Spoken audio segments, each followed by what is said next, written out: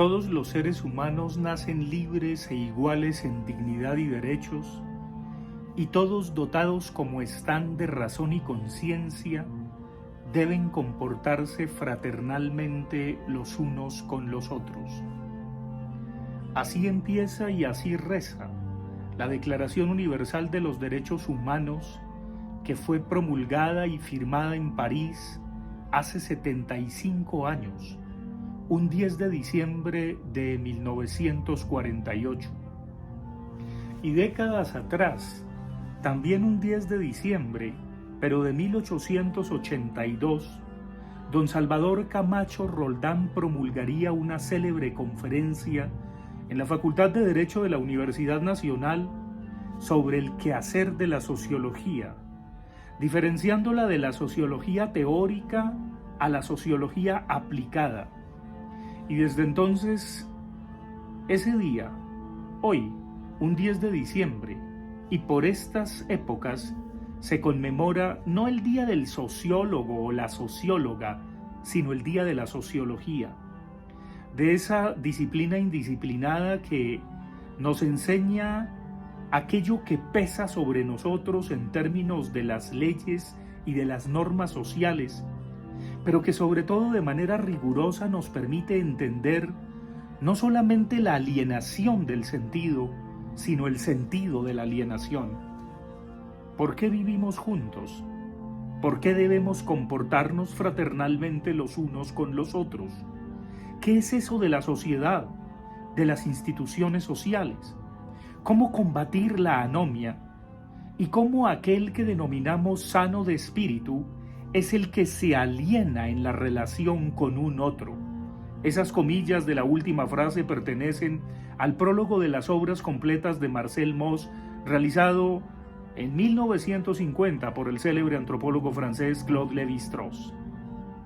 Y con ese telón de fondo, en un contexto que no se puede negar, y es la posesión de Javier Milei como presidente de la Argentina, de la hermana república, desgraciadamente a veces priman las políticas de gobierno y no las políticas de Estado. ¿Por qué el rey de España, el rey Felipe, va a la posesión de los presidentes de América Latina? Algunos van a decir es el colonialismo. No, es que es un jefe de Estado. Y los jefes de Estado que no son los jefes de gobierno, pues representan a todo el Estado, a la nación entera. Es triste que a veces las preferencias ideológicas nos obnubilen al punto de que con lo cortés perdamos lo valientes, o mejor, el envalentonamiento nos haga perder la cortesía.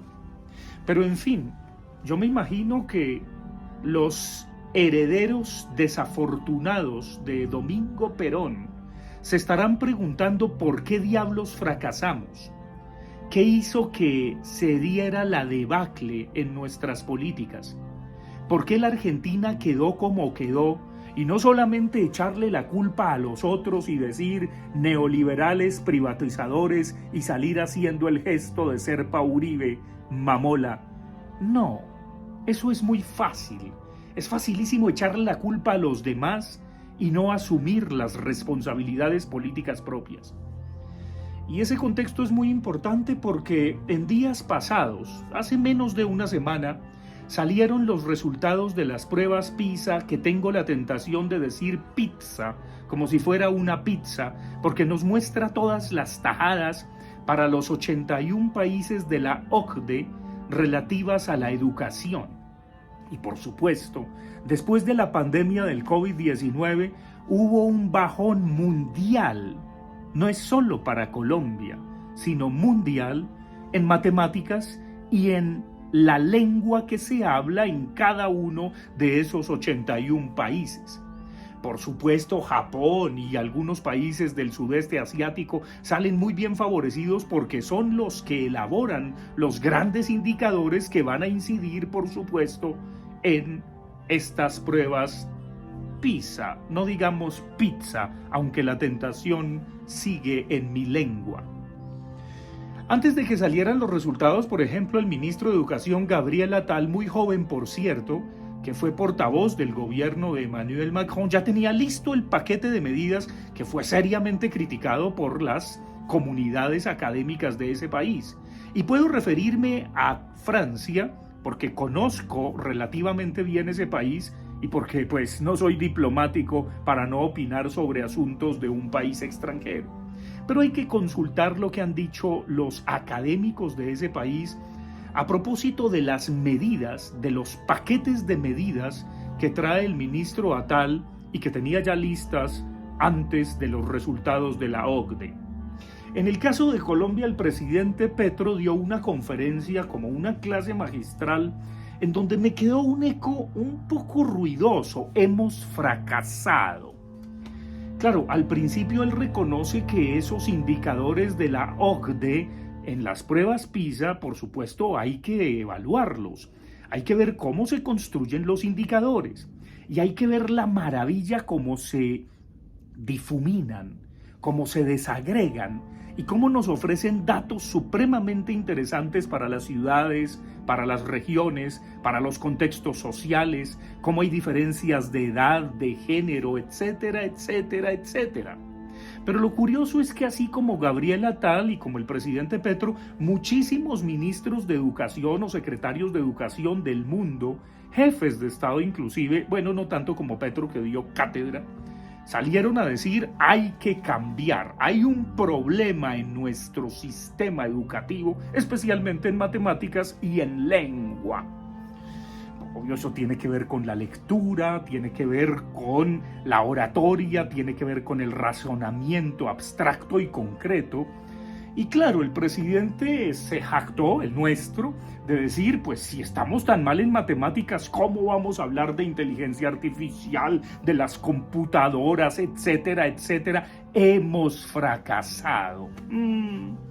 Bueno, cuando uno reconoce el fracaso, se atreve a intentarlo de nuevo, a intentarlo mejor y a fracasar mejor, como diría el célebre escritor Samuel Beckett. No creo que hayamos fracasado rotundamente. El bajón es global. A Bogotá no le fue tan mal, lo dice la alcaldesa Claudia Nayibe, permitiendo que su célebre secretaria de Educación haga la exposición y muestre que efectivamente a Bogotá no le va tan mal en las pruebas PISA. Pero lo cierto es que hay que ver cuáles son las condiciones de educación de los niños y de los jóvenes, qué tanto le creen al sistema ellos y los padres. ¿Cuáles son las condiciones sociales de reproducción de la desigualdad? ¿Cómo es posible que no pueda haber justicia social para lograr equidad cultural? Porque si las personas no tienen que comer, y ahí el presidente Petro por supuesto acierta, si no hay comida caliente, ¿cómo diablos van a educarse? No a instruirse, a educarse. Pero al mismo tiempo no es solamente de que la gente se eduque con el estómago muy lleno, sino con una dieta balanceada, tanto en lo físico y en lo material como en lo espiritual. Los alemanes hablaban del gimnasio hace mucho tiempo. Y en ese sentido, vale la pena convocar a los maestros. Si realmente este gobierno quiere hacer un pacto histórico, pues ese pacto histórico no es con los políticos, no es con los partidos políticos, es con los maestros. Es un pacto histórico por la educación y la cultura, aunque le hayan cambiado el nombre al ministerio, sin entender que el Ministerio de Cultura comprendía las artes, las letras y las culturas. Hagamos un pacto por la educación y la cultura. Y que ese pacto evidentemente tenga en cuenta a las comunidades académicas, a los informes de las misiones de sabios que desde el gobierno Gaviria avanzaron significativamente en cosas que se requerían para que este país superara las brechas de inequidad y las brechas de injusticia social que se reflejan, por supuesto, en la desigualdad rotunda de oportunidades para acceder a la educación. En estos días se recomponen, presidente Petro, los consejos superiores de universidades muy importantes como la de Antioquia y la Nacional, y ya se enrutan los bandos partidistas a ver quiénes son los rectores, quiénes son los elegidos, quién da más. Supongo que nuestra querida ministra de Educación lo tendrá al corte de qué está pasando en las universidades, y supongo que no se van a abrir y a cerrar programas como cuando se publicó en su cuenta de Twitter, en ese entonces era Twitter, alístenme los lotes para construirles ya las universidades. Supongo que se van a tener en cuenta los indicadores, y no solamente los indicadores, sino la experticia de las comunidades académicas, y supongo que en el presupuesto nacional no se va a castigar rotundamente al Ministerio de Ciencia, porque dicho sea de paso, si algo logró el gobierno popular, más que populista en ese entonces, de Domingo Perón, fue invertir en ciencia, en tecnología. ¿Y qué pasó? Que a vuelta de tantos años fracasaron sus herederos. Usted es más el heredero de Rojas Pinilla, y entiendo por qué persiguió a aquellos que, de una manera rotunda, traicionaron los ideales de Rojas Pinilla. Claro, a Rojas Pinilla lo tumbaron y luego le tumbaron las elecciones, pero avanzó cosas significativas porque tenía sensibilidad social, una sensibilidad muy similar a la suya, apostándole a la educación y a lo poco de ciencia que en el momento había. La gran pregunta es, ¿cómo el Ministerio de Educación va a convocar a las comunidades académicas, a las misiones de sabios? ¿Cómo su Ministerio de Ciencia, con esa ejemplar ministra que tenemos, va a ser capaz de aglutinar todos los saberes y sabores de este país? ¿Cómo es que definitivamente Colombia va a superar ese fracaso del cual usted habla, interpretando las cifras y las estadísticas y los ponqués, ahí sí, de las pruebas PISA? Bien, esas son las preguntas fundamentales y preguntas que tienen que ver con la gran cadena alimentaria, desde el preescolar, la educación básica, la educación media y, por supuesto, el acceder a la educación superior gratuita que su gobierno proclama a los cuatro vientos, que ahora está libre y dispuesta para los jóvenes del país.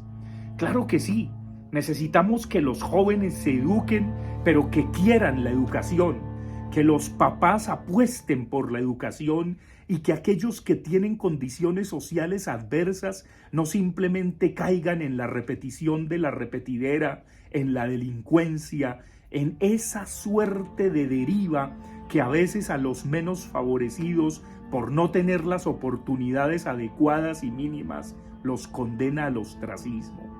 Es una responsabilidad histórica con la juventud colombiana, con esa juventud que no quiere quemar llantas ni lanzarse desaforadamente a engrafitar su sentimiento de ira contra la injusticia social, sino que puede transmutar todo eso que tiene en valores significativos para la nación, para el Estado, para sus propias comunidades.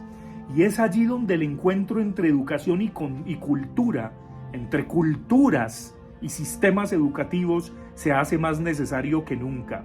No la politiquería ni las politiquerías de los grupos que también existen entre los mismos profesores. Necesitamos maestros, necesitamos académicos de verdad y gente que tenga esa sensibilidad que en otro tiempo yo aprendí de mi maestro Carlos Eduardo Wasco, que en paz descanse, un jesuita que era profesor en Harvard, que dictaba clase en una escuelita pública y también en el San Bartolomé de la Merced, con quien aprendí lógica matemática. Y con él aprendí lógica matemática porque nos enseñó ecuaciones diferenciales con frisos y con simetrías, mirando las mochilas de los aruacos y de los cogi, mirando las baldosas de la Pontificia Universidad Nacional de Colombia. Sí, haciendo pruebas de ensayo, no rajando como los profesores de matemáticas que a veces son unos miserables que rajan a sus estudiantes y los chantajean con la nota. No, así no se aprende matemáticas. Las matemáticas se aprenden jugando de la misma manera que la lengua se aprende conjugando, aprendiendo que el verbo haber es uno de los verbos más excluyentes del castellano y no se dice, como dice Julito Sánchez Cristo, habían 50 sillas, sino había 50 sillas. Es en ese sentido en donde necesitamos comprometernos con nuestra lengua, con la lectura, con la escritura, con la literatura, con las artes vivas y, claro, con las matemáticas y la geometría y con todos los saberes de las ciencias sociales y humanas, con la historia que si no la conocemos estamos condenados a repetirla. Que el pacto histórico sea un pacto por la educación y así sí, usted hará historia, presidente Gustavo Petro Urrego.